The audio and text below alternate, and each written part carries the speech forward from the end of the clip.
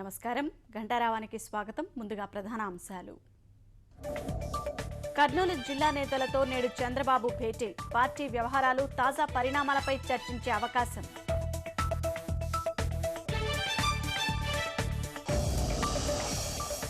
జాట్ల హింసతో హర్యానాలో కనిపిస్తే కాల్చివేత ఉత్తర్వులు. 2 జిల్లాల్లో కర్ఫ్యూ, 9 జిల్లాల్లో సైన్యం మోహరింపు.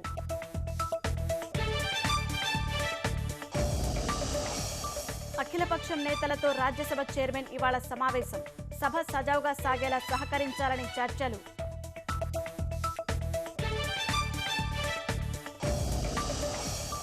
ఆత్మాహుతి దాడులతో వణికిన ఉత్తర కామరూన్. 22 మంది మృతి, 100 మందికి పైగా గాయాలు.